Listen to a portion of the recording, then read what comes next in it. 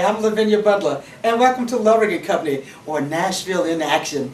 And we're here in the spacious office of Commissioner Minnie Bear Grinder of the Tennessee Department of Veterans Affairs. And many of you have heard of Commissioner Grinder through the appointment a couple of years ago by Governor Haslam. Now we're going to let you meet her and hear all of the wonderful things that are happening in the Tennessee Department of Veterans Affairs. Welcome, Commissioner Grinder. Thank you, Lavinia. It's such a pleasure. It is a pleasure to be here and an honor, because I admire you as the first woman in this position, and all of the great things. You've only been in office a couple of years, and so many good things have already happened. Thank you. Well, and let's talk about some of those things. First of all, I want to tell you to tell us about what sets the Tennessee Department of Veterans Affairs off, or make it different from the U.S. Department of Veterans Affairs. Some people kind of get that confused a little bit. I would say most people, yeah. And it's I'm actually glad that you asked to make that distinction, because the U.S. Department of Veterans Affairs runs the medical centers. In other words, those hospitals, the outpatient clinics, they have the vet centers. They are also the ones that receive the disability claims and make decisions on those claims. We, the Tennessee State Department of Veterans Affairs, we're advocates for the veterans. Oh, okay. And because that process of filing for claims is so complicated and so convoluted, we assist our veterans in that process. So they come to us, and through a power of attorney process, we assist them in filing those claims.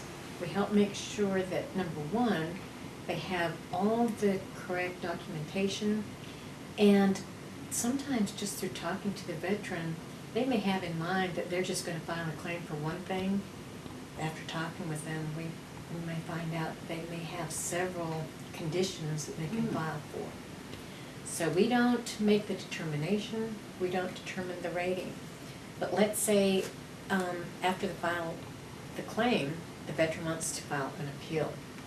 We represent that veteran during their appeal hearing. Oh. And we also help veterans if they have an issue, even though the medical centers don't come under our control. We have a very good working relationship with our U.S. partners. And so we also assist them if they're having issues or problems over at the medical centers or outpatient clinics as well. Oh my gosh, well, it sounds like you do everything but the medical stuff. that is a chore. Well, and another thing. That's wonderful service. Oh, our veterans are so deserving. Yes. They have served our country. They have sacrificed in that service. And what our veterans are coming to us for is not a handout, but because of their military service, many of them suffer physical disabilities, emotional wounds, and we owe it to these veterans to help them, because they've done so much for all of us. Do you do things that would help their families also? Absolutely. We serve not only the 500,000 veterans in the state of Tennessee, but the 1.5 million dependents and survivors. Wow. And speaking of survivors, that's another distinction I'd like to make. The U.S. Department of Veterans Affairs has national veteran cemeteries. Right. But we also have state veteran cemeteries. Oh, now that's different, because I didn't know that, because we already know there's the National Cemetery even here in Nashville. In Madison. In Madison. And then there's one in McCrory Lane. McCrory Lane, right. McCrory Lane is a state veteran cemetery. The one in Madison is national. Memphis has both a national and a state. Knoxville has both a national and a state. So that can become a little confusing as well. But we are partially funded by the federal government for those cemeteries. Let's see. And we run them according to their standards, which are very, very strict, the National Cemetery Administration standards. Yes, they are, because they are manicured just perfect and taken and very reverently, taken care of was it the Park Service?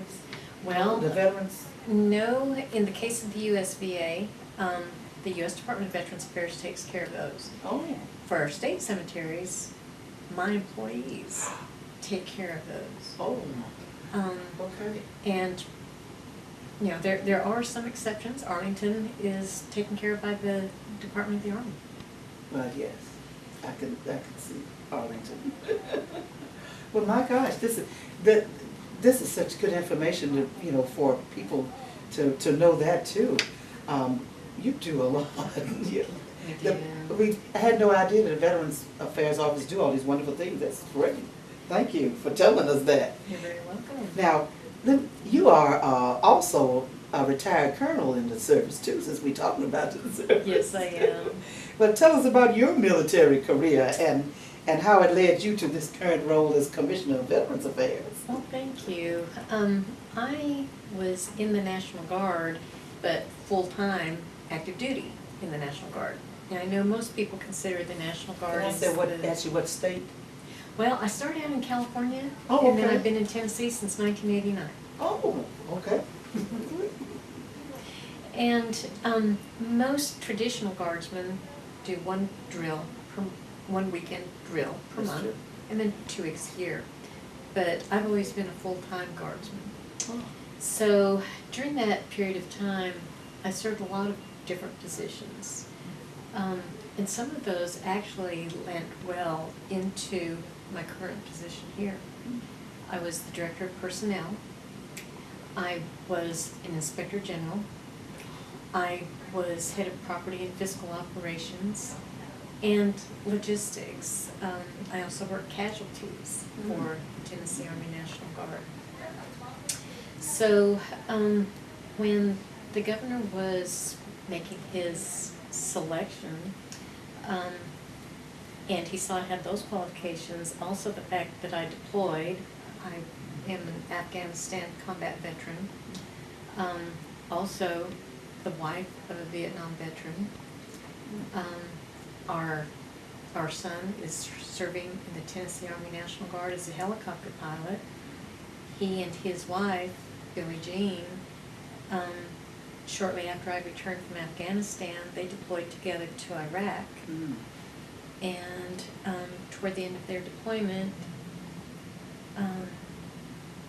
Billie Jean gave her life in service to our country. And at the age of 25, she gave the ultimate sacrifice.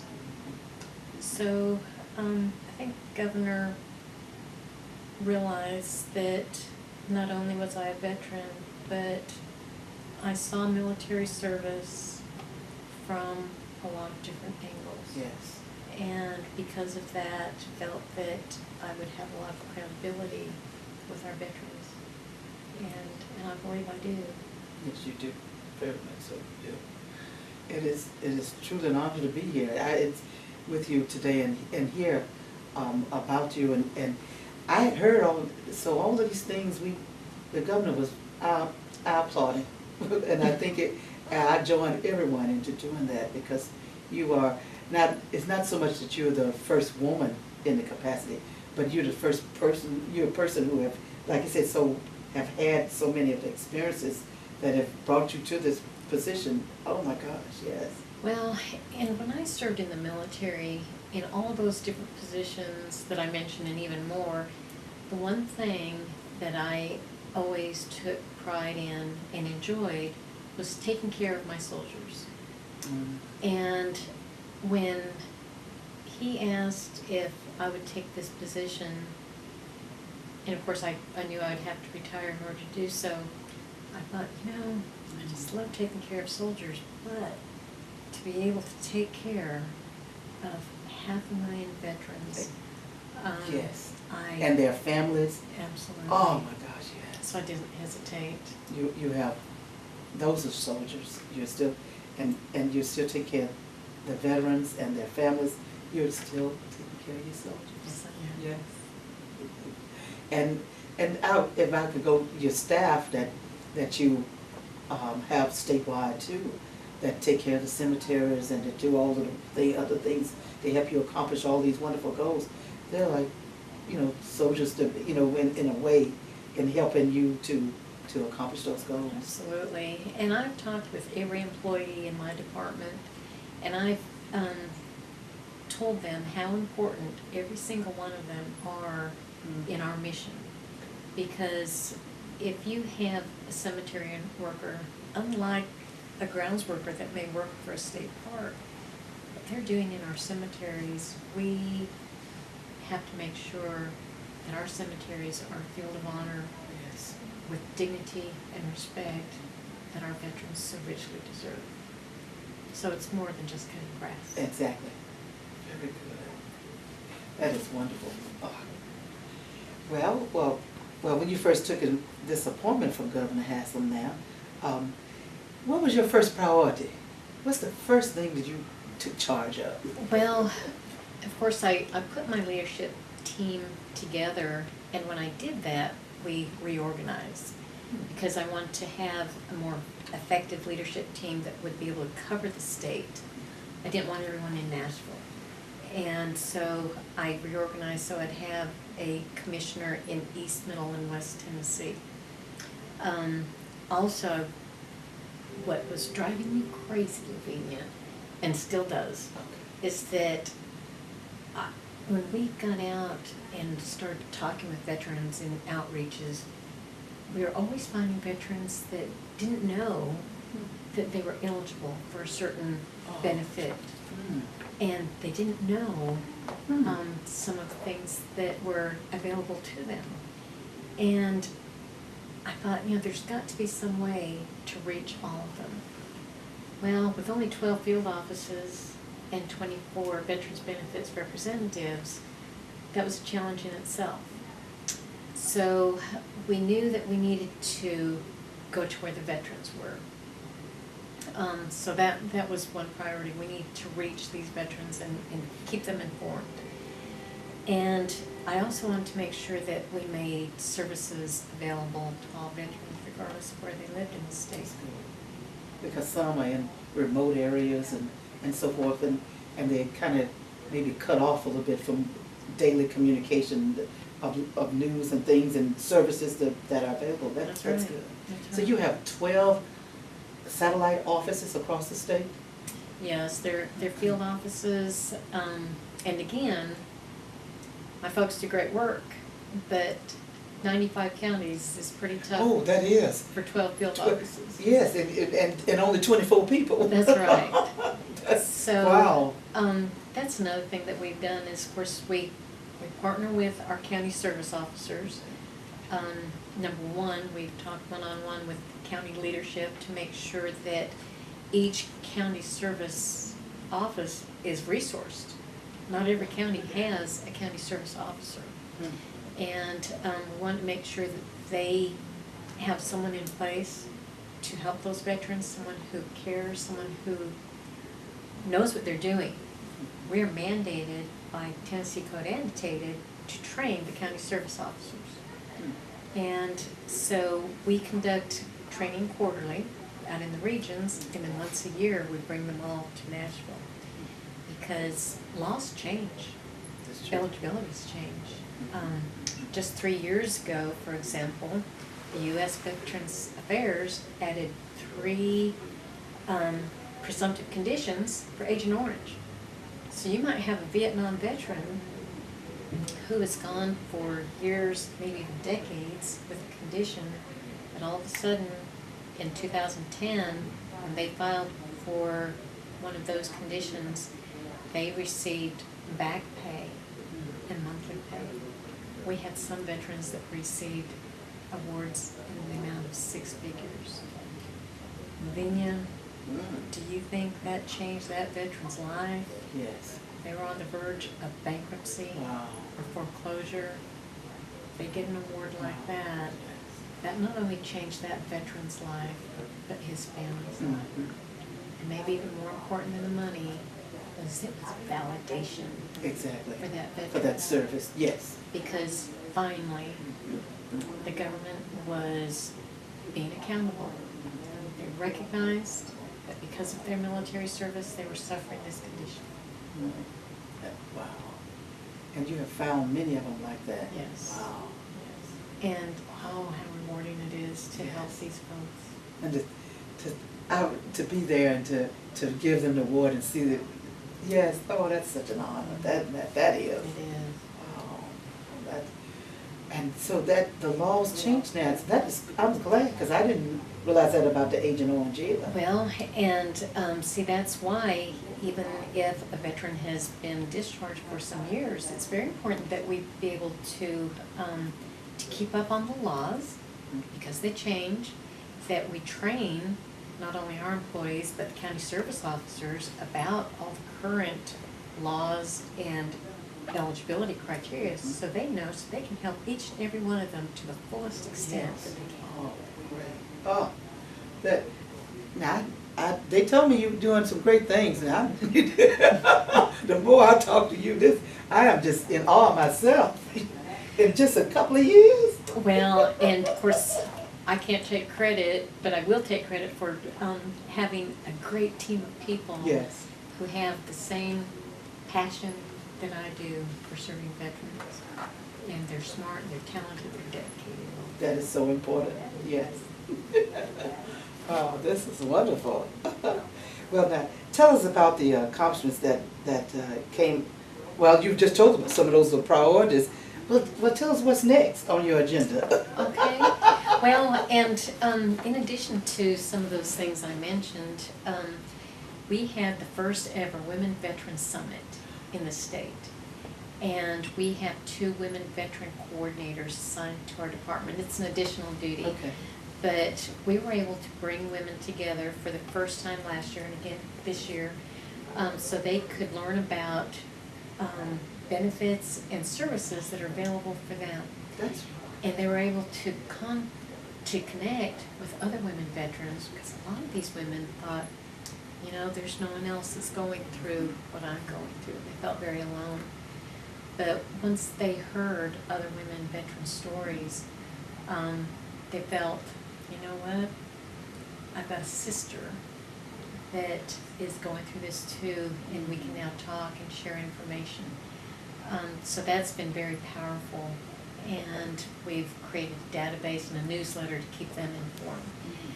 We also have been involved with Department of Labor and Department of Military with Paychecks for Patriots, help getting good jobs for veterans and connecting jobs with employers that are ready to hire, not just keep a resume on file, but ready to hire. And we did a huge event statewide last year. We're getting ready to ramp up one again this year. So that's been exciting. what kind of thing is that? It's called Paychecks for Patriots. Oh, the paychecks. Mhm. That was, last year was your first year in doing that. Yes, And- and we're going to be doing one again this year in October. Very good. And that's where you have all of the different companies that Different companies that come together, and we bring the veterans, and Oh, we're that's able a great to. idea, statewide. They Yes. come- Oh, that is Yes. nice. What a great idea. Now, when is the women's conference? That was your first one last year also? The first one was in 2012 in Okay. April. Okay. Then we had one again this year in April, Okay. and we'll be planning one again next year. Wonderful. Well, that sounds exciting.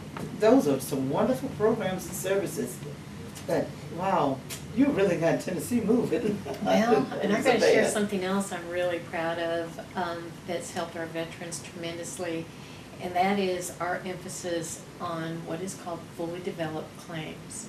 And what this does, Lavinia, when that claim is filed with the VA, it, just like the name says, it's fully developed, it's ready to go. This does a couple of things. When it's filed, the claims that are filed with the U.S. Yes, The but we veterans, are okay. filing on behalf of the veteran. Okay. And when it's fully developed upon submission, number one, we're going to get that money to the veteran in a fraction of the time that a regular claim takes. Not only that, Oh, thank you, because it does take so long to go through the process. it does. Oh. And keep in mind, this is tax-free federal dollars for that veteran. Right. Last year, the state of Tennessee, their veterans received $1.6 billion tax-free federal money, and our department helped in $1.1 billion. We were tied to that. But another thing, when those claims are fully developed upon submission, we're not adding to the backlog at the USVA. You've probably heard the horror stories of how long it takes Yes, I have. to get a claim approved. Yes. But when it's fully developed, fraction of the time. Oh. So, and we're not adding to that backlog.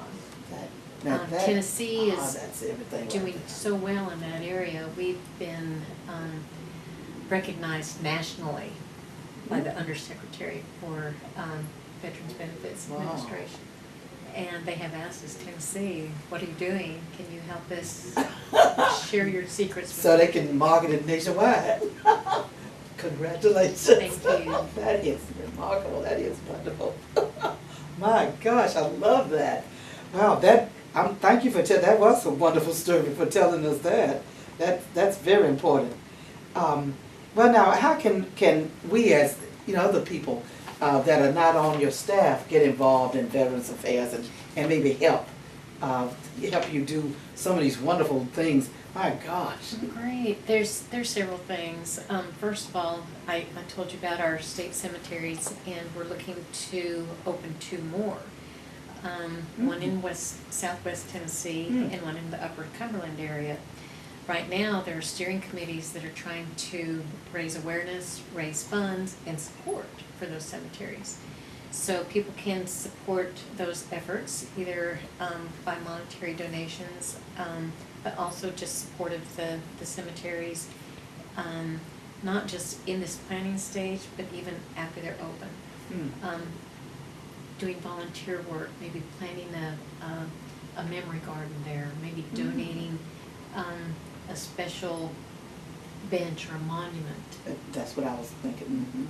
Maybe having a garden group that will help take care of a flower garden. That's always so nice to have the flower It gardens. is. Yes. Now, I'm also ex officio voting member for our state veterans homes. And we have 3 currently. We just had a groundbreaking in Clarksville for another. And we're in the planning stages of one for Bradley County, Shelby County, as well as Sullivan County. Now, how many homes do we already have? We have 3. 3, okay. And I would love for people to go visit those homes. Just spend time That's with those a good veterans. idea. If Now- you have someone that knows how to strum a guitar, Yes. go to the veterans home and play some music for Okay. them. If you don't have any talents but you have time, talk to them. Listen to their stories. They have amazing stories to share. Wonderful idea, because now you have the Boy Scouts, the Girl Scouts, and all kind of charitable groups that go to the senior citizen homes and all. But you don't think about veterans homes. And so we have 3 in the state, and Yes, we're trying we to have- develop more. We have one in Knoxville, we have one in Murfreesboro, and we have Is one here in Humboldt. Nashville? No, not in Not Nashville. Okay. Yeah, that'll be down the That's- road. That's on the agenda. Down the For road. future, good. Oh, that's a wonderful idea. So now, you heard it here now. So that's a way that can help. Now, if someone wants to know where those homes are, or a phone number to call and let them know, Visit our website. they go to your website, and what is your Our website? website is www.tn.gov/veteran. Okay. And also on our website, you'll not only see our cemeteries, you'll find a site about our future cemeteries. You can get information on that. You can link over to our homes. You'll also find information for current and future events, which will give more opportunities for volunteer participation. Our veteran service organizations, all of them do wonderful things either with or for veterans and sometimes for community. They're always looking for more volunteers to help them. Oh, wonderful. So you can also link through That's with a good that. idea, because I'm always involved in charitable organizations and with students, with kids too, with children activities, and that's a good thing. And Yes. something new on No. that website that I just have to share that Okay, I'm tell really us about excited it. about. And that is our pre-registration for their veteran cemeteries. Oh.